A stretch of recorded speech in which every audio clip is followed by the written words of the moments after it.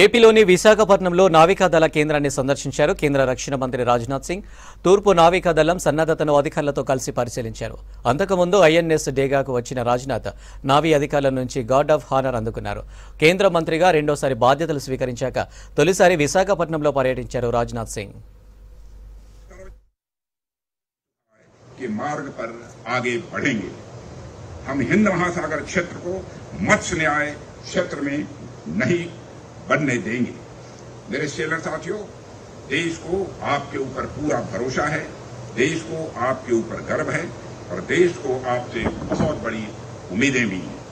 पिछले कुछ समय में देश ने अभूतपूर्व तरक्की की है। इसके पीछे आपका बहुत बड़ा योगदान है।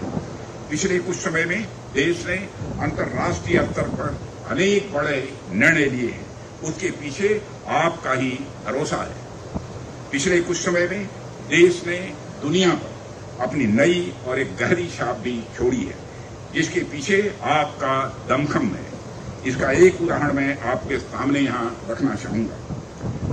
अभी 2-3 माह पहले ही मार्च के अंतिम में इंडियन नेवी ने अरेबियन सी में एक साहसिक रेस्क्यू ऑपरेशन चलाकर 23 पाकिस्तानी नेशनल्स को सोमाली पायरेट्स के कब्जे से मुक्ति दिलाई थी। इसके बाद पाकिस्तानियों द्वारा इंडिया जिंदाबाद का नारा लगाया गया था। उसको देखकर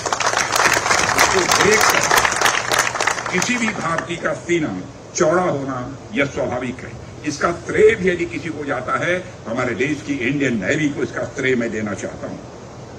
दुनिया भर में यह बात नोट की गई कि रीजन में फंसे हुए लोग कहीं के भी हों, पर बात जब मानवता की आती है तो हमारी नेवी पहली पंक्ति में खड़ी मिलती है।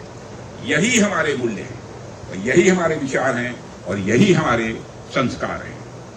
साथियों, हम सबके लिए एक गौरव का विषय है कि हिंद महासागर क्षेत्र में हमारी नौसेना की वजह से न सिर्फ सुरक्षित व्यापार संभव हो पा रहा है, बल्कि इस पूरे रीजन में पीस और प्रॉस्पेरिटी को भी स्वाभाविक रूप से बढ़ावा मिल रहा है। इंडो पैसिफिक रीजन में free navigation, rules based order, anti piracy और पीस एंड स्टेबिलिटी सिक्योर करना हमारे सबसे बड़े उद्देश्यों में से एक है और आप सभी अफसर सेलर साथी ही इसके कर्ता धर्ता हैं। साथियों, हम अपनी बढ़ती शक्ति के साथ साथ सिर्फ इस क्षेत्र में ही नहीं